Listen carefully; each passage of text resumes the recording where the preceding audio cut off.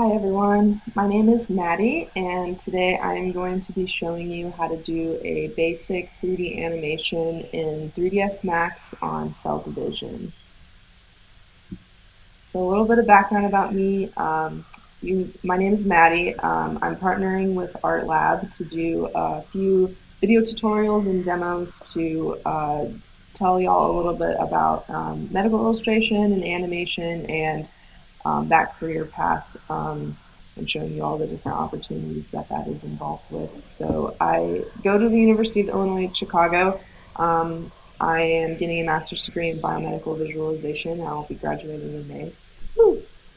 My specialties include medical animation and modeling, so I'm really excited to show y'all how to make this stuff today. So a little bit of background about medical animation. It's a lot different than other types of film and animation that exist because the purpose of it is to educate. So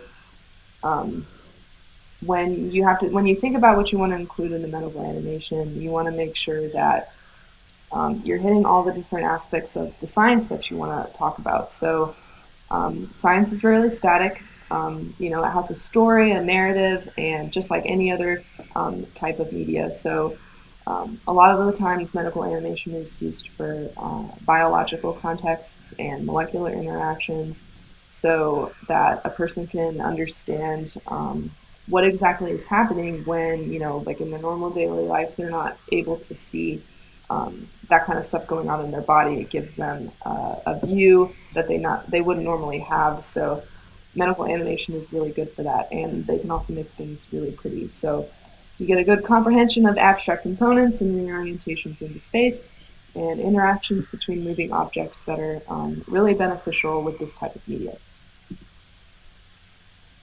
So today we're only going to be going over a very, very small portion of the whole animation pipeline, but the whole thing is extremely important because if you don't plan your animation, if you don't, composite it at the end, it's not going to be as good as it can be. So most animators will start out by content mapping and storyboarding and script writing, and they're formulating their story and they're getting it perfect so that when they actually go to the production part of their animation, that it will be really easy to make and very easy to understand, and it will be exactly what either your client wants or what you want. So today we're going to go over the modeling portion of animation production with doing cell division. So some of the programs that medical animators will use include Cinema 4D, Autodesk Maya, Houdini, Autodesk 3ds Max, and Blender.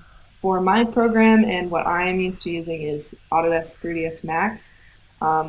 It's what the University of Illinois at Chicago uses. It's free for students, and it's based out of Windows 7. You can use it with Windows 7 through 10. So if you have a Mac, unfortunately you can't use it, but the other programs you can. Blender is also free, so if you'd like to use Blender, feel free to use Blender. So before we begin, make sure that you download 3ds Max. If you just type in 3ds Max for students, you can download the 2020 version for Windows, and we can start. So today we're going to be making a basic animation about cell division. So I know y'all have probably seen other medical animations and they look absolutely wonderful, but just be reminded that everybody starts somewhere. So the things that we're going to be making today may not look absolutely beautiful, but it's always a start into your scientific visualization journey. So don't worry if it's not, absolutely gorgeous, but it's going to look like a little cell, so it'll be great. So let's begin. So once you download 3ds Max, this is the screen that'll pop up, and it looks kind of intimidating at first, but it's actually not too hard to use. It's actually pretty user-friendly. So just follow along with what I do. In the comments, I will make sure to post the different hotkeys and my basic instructions as to how I made this. So I'll try to go pretty slow and just follow along. So the first thing that we're going to need to do, so this is where all of our models are going to be located, and you want to make sure that you're seeing things in the way you want. So there's two different versions and two different views. So there's orthographic and then perspective. So click on this and click perspective mode. And in order to orient yourself in the program, you're going to hold down Alt and then the middle mouse button and drag, and you'll be able to rotate your screen. You can zoom in by scrolling and orient also by using this cube in the corner. So what we're going to be doing is creating things in this scene. So if you want to make sure that things are level and panned out correctly, then you'll use the orthographic view. But if you want to make sure that they look good in 3D space, you'll be using the perspective view. So to start off, this is our main panel. This is our modifier and our 3D model panel that we can use to pull out these shapes. So what we're going to do is click the Helpers tab, and we're going to create 2 points. So you're going to click point and go to your orthographic view and click 1 point and another point. So these will be the bases of our 2 cells. And you're thinking, why are these not spheres? Well, I will show you. So what we're going to be using is make sure you click this button, geometry button. So what we're going to be using is a compound object, and it's called blob mesh. So when you click blob mesh, you're going to click on your scene, and it's going to go anywhere on your scene. It's just going to create this blob. And what this does is it's going to engulf sort of like any geometry that you insert into its box. So it'll give our cells the ability to look like they're dividing or going back together, anything you want. So scroll down in blob objects, and you want to make sure that you click select and move, so we're out of the create button. So click the modify tab, scroll down to blob objects, and what we're going to do is add our points. So you're going to click add, a box will pop up. You want to click point 1 and point 2, so shift click, add blobs.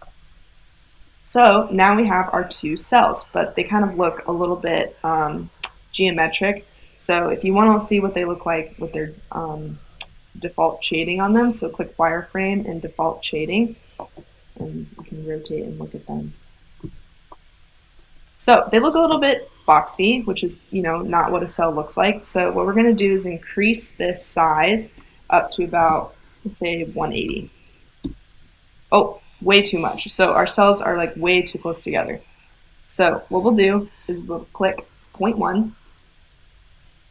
And in order to move these, there's 3 different buttons, W, E, and R, which correspond to these buttons up here. So one is scale, which affects the size of your object, rotation, and this is move, this is rotate, and this is scale. So if you want to move your point, just click W on your keyboard, and you can move them in and out.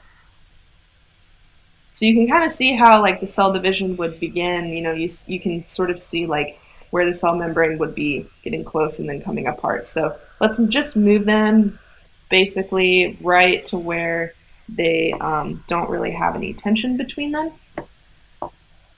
And next, we're going to start doing a little bit of animation. So this part's a little bit difficult, so just follow closely along. So in 3ds Max, there's 2 buttons here. There's toggle auto key mode and the set key mode.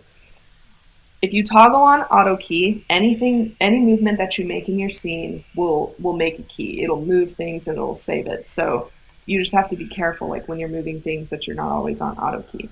Set key is to set a key without being on auto key, and so things will save, but they won't always move. You can move things around in your scene, but they won't always affect your timeline. So what we're going to do is we're going to click toggle auto key mode on, and this red bar will appear. So this means that anything that you do in your scene will show up down here.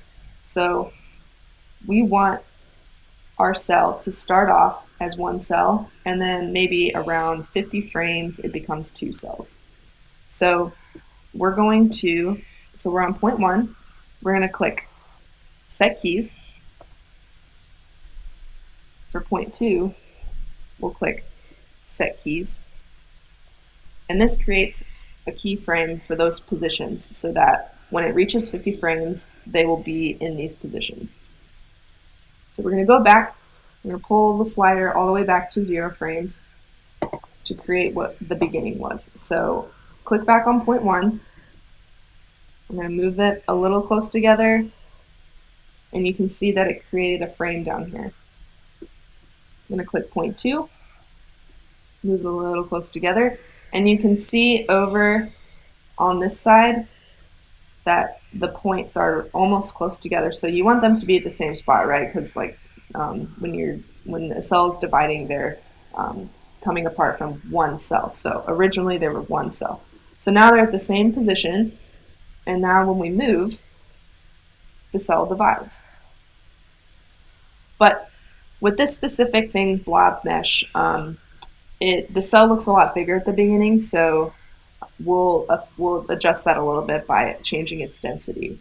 And just a tip, when doing scientific visualizations and animations, there's about 1.5 million ways to do one thing. So if you see one tutorial and you think it's like really great, but there's going to be like a ton of ways to do it, all of which are going to be equally as good. You just have to find what works for you and what your animation needs, because you want it to be fast and you want it to be you don't want it to take a whole lot of computer time. So you just have to figure out what that is for you. So now that we have our cell dividing, let's make sure that the cell size here is the same cell size at the beginning.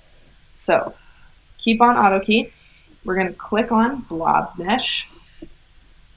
You're going to scroll down to size, and we want it to be less large at the beginning. So we're going to scroll to the 50 frames. We're going to click auto key so that it saves this size. We want it to save that size. We're going to scroll back to 0, and then we're going to decrease this size. Just kind of like whatever you want. I'm going to say about 130 would probably be good. Oh, it didn't save.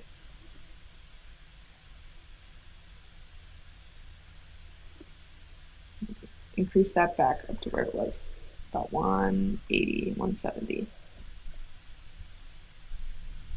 So now when they split, they look about the same size.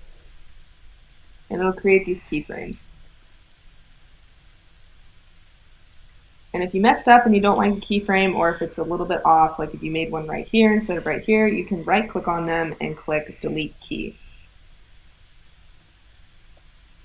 So our cells are looking pretty good, but you can't just have a cell membrane, right? You need to have a nucleus. So you're going to click outside of the blob mesh. Let's make them pretty much the same. So what we'll do is highlight your point 1 and point 2. So you can shift click. And then you're going to hold shift and drag. So this will make sure that our points are the same distance apart. So the cores of the nucleuses will be at the cores of the cell that we had just created. So click instance,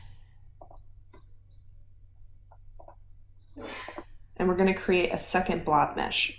So go to plus, blob mesh, just click in between the 2 points, and we're going to go down, make sure you're off, and click select and move. Go back to modifier, scroll down, and we're going to add the 2 points. So click add, point 3, and point 4, add blobs. All right, so now we have pretty much the same thing as we did before. We need to make sure we reanimate the blob mesh to be like the original blob mesh, but what we'll do is go to 0, click auto key, and make sure you are selected on blob mesh 2. So we're working on the nucleus part of the cell. So we don't want it to be this big, right? So it's going to be smaller than the cell membrane. So let's decrease its size. Let's say that's probably pretty good, right? For a cell nucleus, maybe a little bit smaller. Right about there. So when it splits, it creates 2 nucleuses for each of the cells. Maybe we can make it even a little bit bigger at the 50. There we go. So now we have a nucleus that's splitting, and we also have a cell membrane that's splitting. but they need to be inside each other. So when they're together on 0, make sure we're unclicked on auto key so that nothing is saving. You're going to highlight all of your nucleus, and then you're going to move it inside of your cell.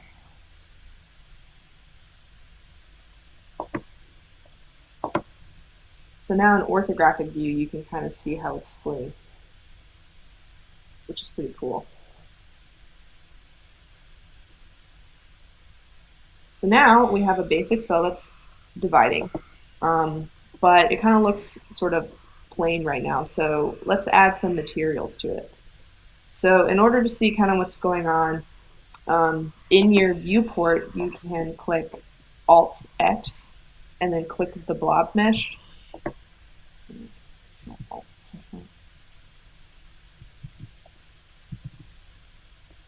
Okay. I'm sorry.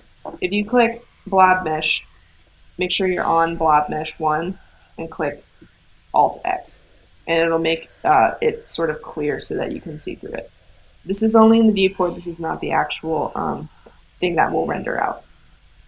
So what we're going to do next is a whole new thing called materials. So materials are the things that you can apply to the 3D objects that give them texture and color and some basic form, but we'll have to add lights to our scene first. So what we're going to do is click the plus button in the geometry tab, and we're going to go to lights. Pull down this box and make sure you click standard. I have a few different renderers in my specific 3ds Max program because I have the trial version of a renderer called V-Ray, but today we're going to use the one that comes with 3ds Max, which is just standard scanline. So we'll just create some omni lights, which omni lights are essentially spheres that radiate light from all directions. So click on omni light. You're going to come over to your orthographic view. Since this is the top view, we can kind of decide on where our lights are going to go. So if you think about a normal, like lighting a sphere, you're going to have a key light, so you can click and put one there. You're going to have a fill light and maybe a rim light. And these are just from the top. So click select and move so you're not in create mode anymore. So now you have 3 different lights. Rotate your scene so that you can see them straight on. And now you're going to click these lights because they're not going to come directly from the sides, right? They're going to come from like up and down. So let's move the key light. Oh, actually first let's rename them. So if you right click, you can rename your object. So let's say this is key. Probably should have done this at the beginning. But for future reference, make sure you're always naming your objects so your scene doesn't get messy and confusing. Light 3, rename, rim. So let's rename blob mesh 1 to cell membrane, blob mesh 2 to cell nucleus,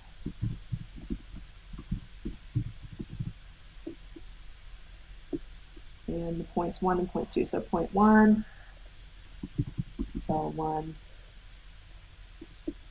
rename, cell 1, point 2, cell 2, point 4, cell 2. All right, so let's move our lights. So we're going to move the key light up sort of in the corner. The fill light can maybe come from directly from the side. And the rim light, maybe we'll just make it like kind of on the side. So I kind of want to see what our cell looks like, right? So we're going to click on Render Setup, and this is going to bring up your render settings. So we're going to click Common tab, make sure you're under the Common tab, and you may not understand like a lot of the stuff that's going on, but it's okay, we're just going to do it for now. So scroll down until you see Render Output, and we're going to click Legacy 3ds Max. Make sure that's checked, and then click Render. So this is kind of what our cell looks like right now, and we can pull it along, click Render again, and it'll show our cell. So Right now it's very dark, it doesn't look very good, so what we're going to do is change the background color. So under the rendering tab, scroll down and click environment, and you can change the background to be whatever color you want. So I'm going to make mine like blue or like a teal color since it's my favorite color, but you can make it kind of whatever you like. And once you have that, click render. Now you have a different color background, so it looks a little bit better. So exit out of that, and we're going to adjust the way that the lights look. Because right now it's pretty dark. So let's rotate and make sure that our key and our fill light are at the front. So click key light, go to the modify tab, scroll down to intensity, and you can increase the strength of the light. So I'm going to make mine maybe like 1.5. Render, you can see the difference. So now it's pretty bright, right? So I don't want it that bright. I'm going to make it about like 1.2.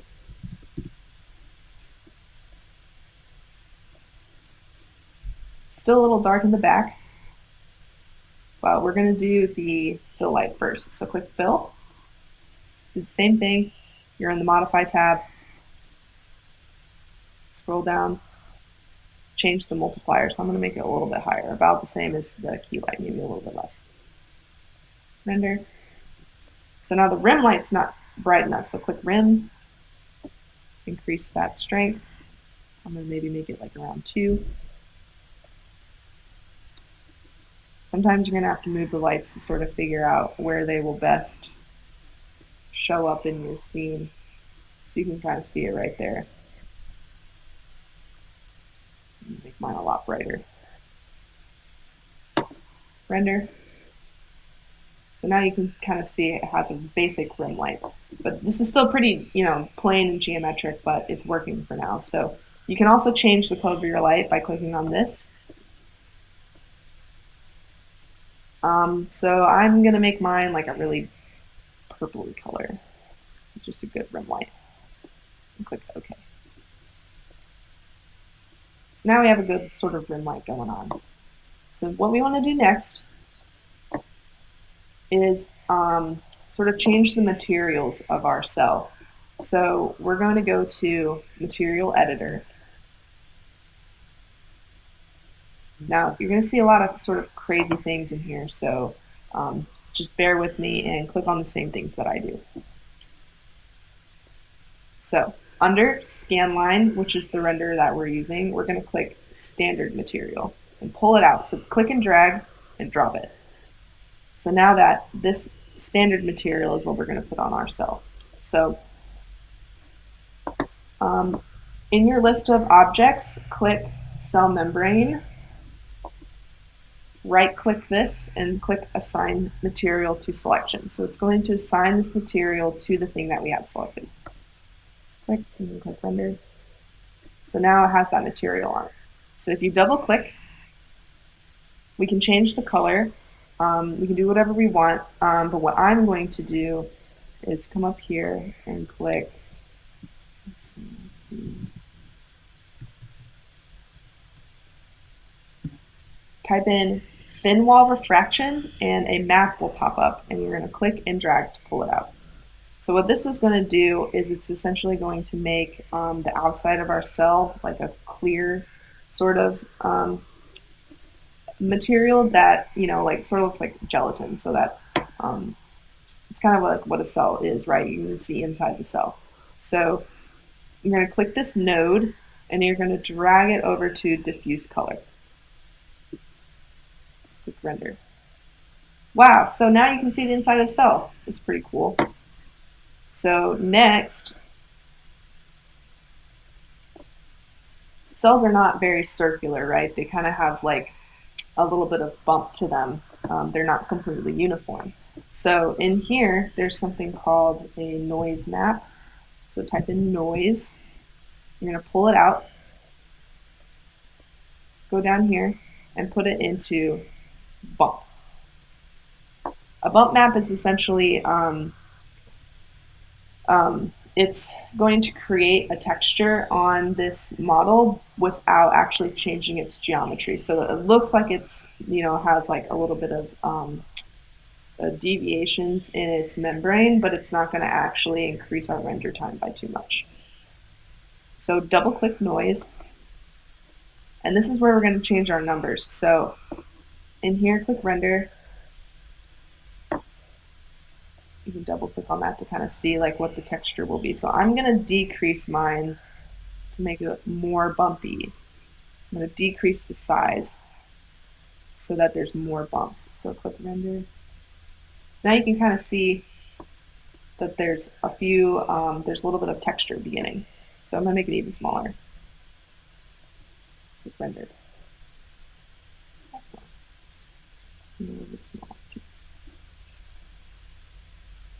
So now our cell doesn't look like it's, just a sphere. It actually looks like it's got a little bit of naturalness to it.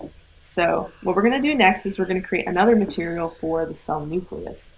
So you can come up here and click standard, type in standard, pull this material out, and this is the same one that we have here. Double click on it, and these are the different attributes of the specific material. So the diffuse is going to be its like basic color. So click that and change it to whatever color you want. So I'm going to make mine kind of pink. You can increase its specular level, which means it's going to be a little bit more reflective. Glossiness is kind of the same thing. So click render. Oh, see, we forgot to attach it to our scene. So you can't just make a material and expect it to just pop up wherever you want it. You actually have to put it on an object. So click cell nucleus, right-click standard material, and click assign to selection. Now you can render, and now we have the pink inside of a cell. Inside of it now.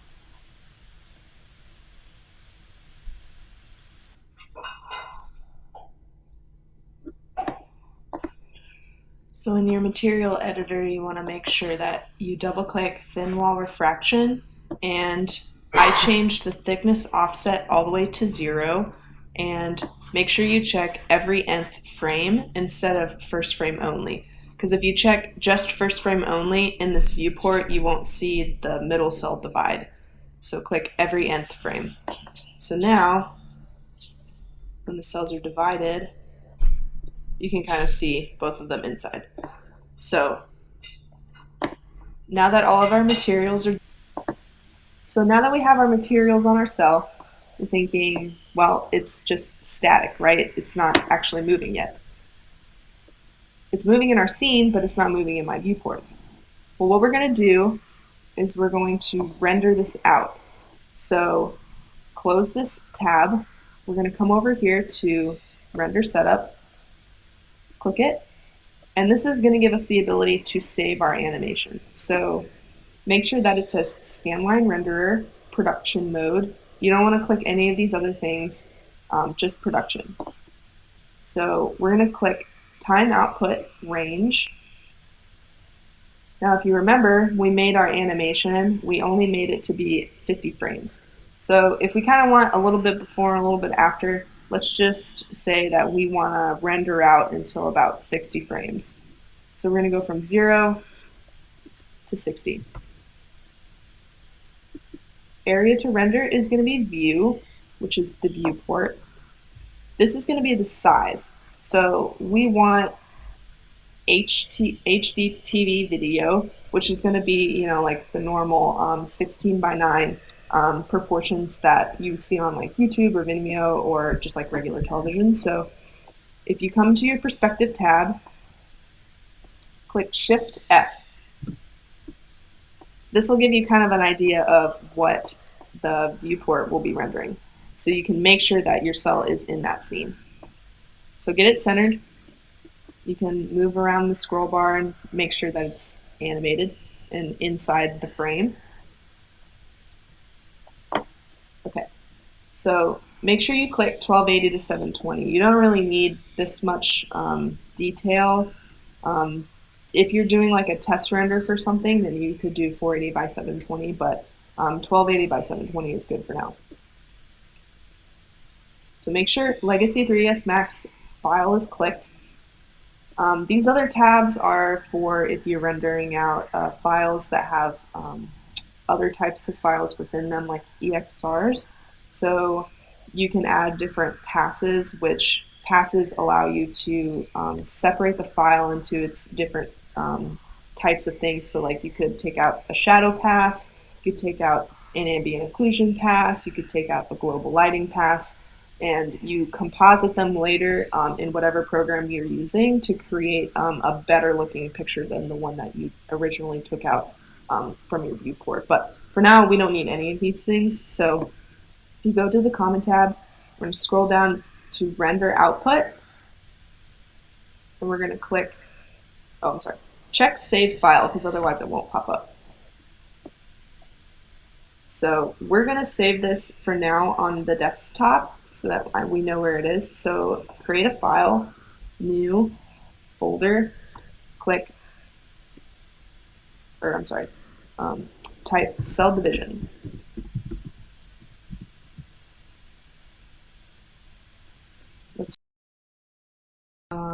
And I just picked JPEG for now since it's a very simple animation. So click Save. So this has set our file destination for where all of our frames are going to go to. So once you have all these things checked, make sure this is also checked and click Render. So depending on what kind of animation you have, the render could take longer, maybe like a minute to 2 minutes per frame. But since this is super simple, it's only taking like a half a second per frame, so that's really, really good. Depending on how complicated your scene is, it could take longer or it could take shorter. So now that we have all of our frames rendered out, we're going to go to After Effects and create a composition, and we're going to go to File, Import, File, double click, and now you see all of your frames. So click the first one, and then shift click the last one to highlight them all. Check Importer JPEG Sequence, click Import, and now it's going to import them as a sequence, which essentially is like a little movie. So it's taking all of those frames and sequentially putting them in order to create your animation. So now that we're in here, drag it down into this box, and so now we can see the animation, but I'm going to make mine a lot bigger. Make it about that big. So now, if you press spacebar, you can see it play. So now we have our animation.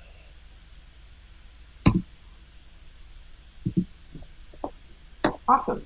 So if you want to save it out from After Effects, you can go to Composition, Add to Render Queue.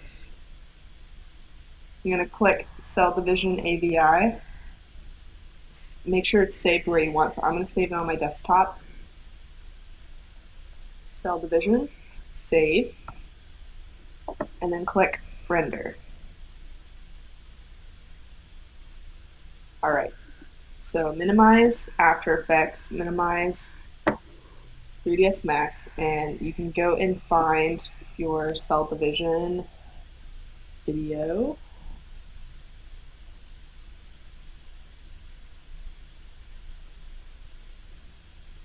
And now you have a cell division. It's really short. You can make it longer, you can have more cells divide, but this is essentially a very easy way to make a cell division. So if you have any questions, let me know. Just send me an email or respond to this post. So thank y'all. My contact info is at the bottom. Thanks for attending, and tomorrow we'll be doing a motion graphic in After Effects on DNA. So I hope to see you then too. Thanks.